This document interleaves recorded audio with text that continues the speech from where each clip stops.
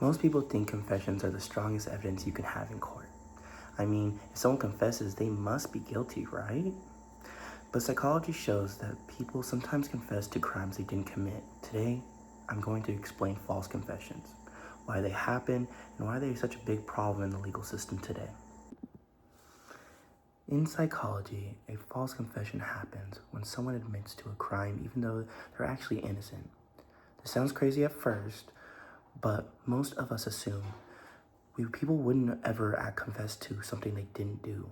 But research in social psychology and cognitive psychology shows that certain interrogation techniques and situations can push people into confessing. There are three main types of false confessions: voluntary confessions, coerced compliant confessions, and coerced internalized confessions.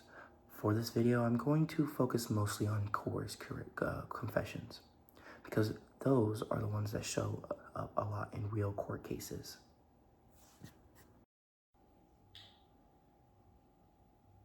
Look, we know you did it.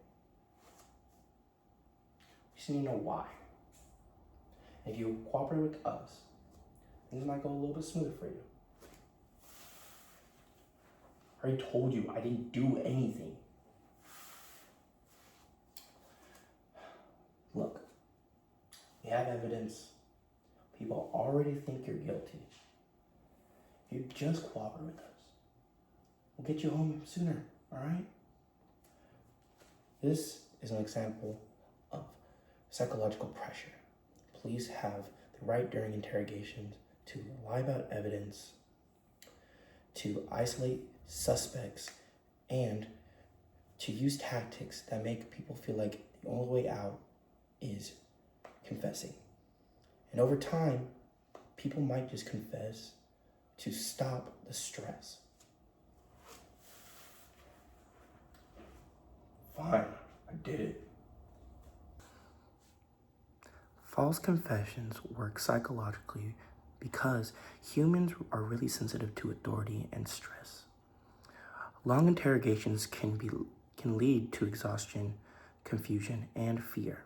Some people start to think confessing will reduce the punishment or end the situation faster. In extreme cases, people can actually begin to doubt that their own memory and beliefs are correct. They might have actually committed the crime because of all the stress and fear. Younger people, individuals with intellectual disabilities, and people who are highly suggestible are easily vulnerable to false confessions. Outside research also backs this as well. According to the Innocence Project, false confessions played a role in about 25% of wrongful convictions that were later overturned by DNA evidence. Many of those confessions happened after long interrogations without a lawyer present. Psychologist Saul Kassin has also shown that people tend to believe confessions even when they know they were coerced, which makes false confessions extremely dangerous in court. False confessions matter because juries place a lot of weight on them.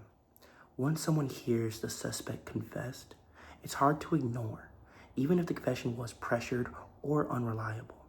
Psychology helps us understand why the legal system isn't always fair and why protections like recording interrogations are so important. So while confessions seem like solid proof, psychology shows that they can sometimes be one of the most misleading pieces of evidence in court.